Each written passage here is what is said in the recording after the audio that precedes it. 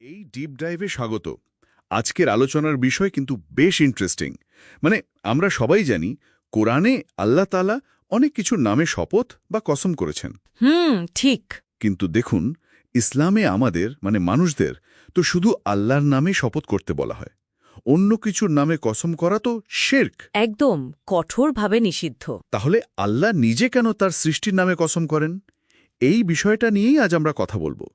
কিছু ভালো সোর্স থেকে পাওয়া তথ্যের ভিত্তিতে আমরা এর কারণ আর তাৎপর্য বোঝার চেষ্টা করব। ঠিক।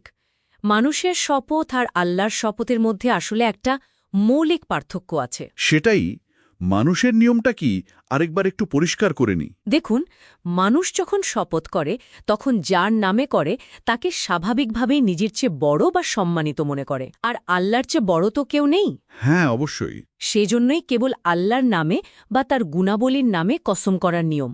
হাদিসে তো পরিষ্কার বলাই আছে যে আল্লাহ ছাড়া অন্যের নামে কসম করল সে কুফুরি বা শিরক করল। আর এই শপথ ভাঙলে কাফারা দিতে হয়, তাই না? হ্যাঁ, কাফারা দিতে হয়। সূরা মায়েদায় যেমন বলা আছে 10 জন গরিবকে খাওয়ানো বা পোশাক দেওয়া, কিংবা একজন দাস মুক্ত করা, অথবা 3 দিন রোজা রাখা। আচ্ছা, মানুষের নিয়মটা তো পরিষ্কার, কিন্তু আল্লাহর ক্ষেত্রে তিনি কেন সৃষ্টির নামে কসম করেন? তিনি তো স্রষ্টা। ঠিক এখানেই মূল বিষয়টা। আল্লাহ তো সর্বোচ্চ সত্তা। তার কোনো কিছুর নামে কসম করাটা কোনো সৃষ্টির মহিমা থেকে শক্তি নেয় না। তিনি তো কারো কাছে জবাবদিহি করেন না। রাইট, কোরআনেই তো আছে, তিনি যা করেন সে বিষয়ে তাকে প্রশ্ন করা হবে না, বরং তাদেরকেই প্রশ্ন করা হবে। একদম। তাই আল্লাহর কসমের উদ্দেশ্যটা ভিন্ন। এর কারণ নিয়ে মূলত দুটো প্রধান ব্যাখ্যা পাওয়া যায়। দুটো ব্যাখ্যা? আচ্ছা, সেগুলো কি রকম? প্রথম মতটা হল, ধরুন ক্লাসিক্যাল স্কলার্স যেমন ইমাম ইবনুল কাইয়্যিম বলেছেন, আল্লাহ যে জিনিসের নামে কসম করেন সেটার মর্যাদা বা গুরুত্ব তুলে ধরেন। ও, যেমন? যেমন ধরুন, রাসূলুল্লাহ সাল্লাল্লাহু আলাইহি সাল্লামের জীবনের কসম আছে কোরআনে। এটা তার যে কত বড় সম্মান সেটার ইঙ্গিত দেয়। আচ্ছা আচ্ছা, বুঝলাম। আর দ্বিতীয় মতটা? দ্বিতীয় মত, যেটা ধরুন হামিদ উদ্দিন ফারাহির মতো আধুনিক গবেষকরা বেশি জোর দেন, সেটা হল শুধু মর্যাদা বাড়ানো নয়, বরং মূল উদ্দেশ্য হল ওই বস্তুটাকে একটা সাক্ষী বা প্রমাণ হিসেবে পেশ করা। সাক্ষী মানে এভিডেন্স? হ্যাঁ, এভিডেন্স বা শাহিদ। কসমের পরে যে কথাটা বলা হচ্ছে সেটার সত্যতা প্রমাণ করার জন্য সৃষ্টিজগতের কোনো কিছুকে সাক্ষী হিসেবে আনা হচ্ছে। বাহ, দারুণ ব্যাখ্যা তো। তার কথার ওজন বাড়ানোর চেয়েও বেশি কিছু, একটা প্রমাণ দাঁড় করানো। অনেকটা সেরকমই। আর দেখুন, এই দুটো ব্যাখ্যা কিন্তু পরস্পর বিরোধী না। তাই? কিভাবে? কারণ আল্লাহ যখন কোনো বস্তুকে সাক্ষী হিসেবে আনেন তখন তো সেটার গুরুত্ব এমনিতেই বেড়ে যায়, তাই না? হ্যাঁ, তা তো বটেই। কারণ তখন ওটা আল্লাহর ক্ষমতা বা তার প্রজ্ঞা বা কোনো বার্তার নিদর্শন, আয়াত হিসেবে কাজ করে। যেমন ধরুন, একটা সুন্দর ছবি দেখলে আমরা কার প্রশংসা করি? শিল্পীর। ঠিক তেমনি সৃষ্টির নামে কসম করলেও শেষ পর্যন্ত তা স্রষ্টার মহিমার দিকেই কিন্তু ইঙ্গিত করে। বাহ, চমৎকার তুলনা। তাহলে এই সাক্ষী বা প্রমাণ হিসেবে ব্যবহারের কিছু উদাহরণ যদি দেন, ঠিক কি প্রমাণ করতে আল্লাহ এই কসমগুলো ব্যবহার করেন? বেশ কয়েকটা মৌলিক বিষয় আছে। যেমন ধরুন, 1 নম্বরে তৌহিদ, আল্লাহর একত্ববাদ। আচ্ছা। যেমন ধরুন, সূর্য, চাঁদ, রাত, দিনের শৃঙ্খলার নামে কসম করে বোঝানো হয়েছে যে এই বিশাল ব্যবস্থাপনার পরিচালক আসলে একজনই। সূরা সাফফাতে যেমন ফেরেশতাদের শৃঙ্খলার কসম করে বলা হয়েছে, নিশ্চয় তোমাদের উপাস্য এক। ও, ইন্টারেস্টিং। 2 নম্বর হল আখেরাত বা পরকালের প্রমাণ। পরকাল? সেটা কিভাবে? যেমন ধরুন, রাত আর দিন যেভাবে নিয়মিত আর নিশ্চিতভাবে আসে যায়, সেগুলোর কসম করে বোঝানো হয় যে মৃত্যুর পর পুনরুত্থান বা বিচার দিবসের যে ওয়াদা, সেটাও ঠিক তেমনই সত্য আর অনিবার্য। বাহ, প্রকৃতির নিয়ম দেখিয়ে পরকালের অবশ্যম্ভাবিতাকে প্রতিষ্ঠা করা হচ্ছে। এটা তো গভীর চিন্তা। হ্যাঁ, যেমন সূরা জারিয়াতে বাতাস বা মেঘের কসম করে বলা হয়েছে, তোমাদেরকে যা প্রতিশ্রুতি দেওয়া হচ্ছে তা অবশ্যই সত্য। আর কিছু?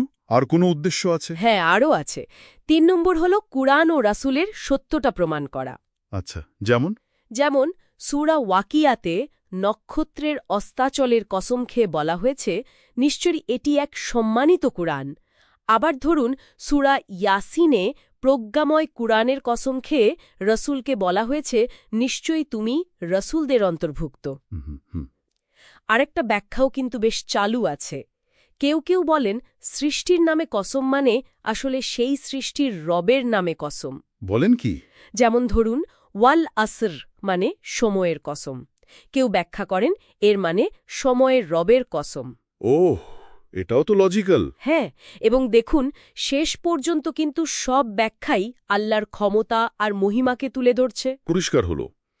আচ্ছা, এই যে সাক্ষী বা প্রমাণের বিষয়টা তো বুঝলাম, কিন্তু শুরুতে যে মর্যাদার কথাটা উঠেছিল, মানে কসমের কারণে বস্তুটার মর্যাদা বাড়ে কিনা? হ্যাঁ, বাড়ে তো বটেই, তবে সেটা তার নিজের গুণের জন্য নয়, বরং আল্লাহর কুদরাতের একটা নিদর্শন হিসাবে বা তার কথার সাক্ষী হিসাবে আল্লাহ যে তাকে নির্বাচন করলেন সে কারণে তার গুরুত্ব বাড়ে। আচ্ছা, আচ্ছা। সূর্য, চন্দ্র, সময় এগুলো তো এমনিতেই আল্লাহর বিশাল ক্ষমতার নিদর্শন, তাই না? জীবনের জন্য অপরিহার্য। অবশ্যই। আল্লাহ যখন এগুলোর নামে কসম করেন তখন একদিকে তিনি এগুলোর গুরুত্ব আমাদের চোখে তুলে ধরেন, আবার এগুলোকে তার বাণীর সত্যতার প্রমাণ হিসেবেও পেশ করেন। এগুলোকে অস্বীকার করা মানে তো আল্লাহর নিদর্শনকেই অস্বীকার করা। একদম পরিষ্কার হলো। তাহলে পুরো আলোচনার সারমর্মটা যদি করি, আল্লাহর কসম আর মানুষের কসম আসলে একদম আলাদা। হ্যাঁ, একেবারেই আলাদা। এর মূল উদ্দেশ্য শুধু কথার গুরুত্ব বাড়ানো নয়, বরং সৃষ্টিজগতের বিভিন্ন উপাদানকে সাক্ষী হিসেবে এনে তাওহীদ মানে আল্লাহর একত্ব, আখিরাত বা পরকাল এবং নুবুয়াত বা রাসূলের দায়িত্ব, এই মৌলিক সত্যগুলো প্রমাণ করা। ঠিক। আর এই প্রক্রিয়ায় ওই সৃষ্টিগুলোর গুরুত্ব আমাদের কাছে আরও স্পষ্ট হয়ে ওঠে, কারণ আল্লাহ সেগুলোকে সাক্ষী মেনেছেন। একদম তাই। আর এখান থেকে আমাদের জন্য মূল শিক্ষাটা হল আমাদের চারপাশের এই যে সৃষ্টি জগৎ, সূর্য ওঠা, রাত নামা, সময়ের বয়ে চলা, এগুলোকে শুধু সাধারণ ঘটনা হিসেবে না দেখে আল্লাহর নিদর্শন বা আয়াত হিসেবে দেখা। ঠিক। এগুলো নিয়ে একটু চিন্তা করলে তা কিন্তু আমাদের ঈমানকে আরও মজবুত করতে পারে, স্রষ্টার প্রতি আমাদের কৃতজ্ঞতা বোধ বাড়াতে পারে। সত্যি, এটা আসলেই ভাবনার বিষয়।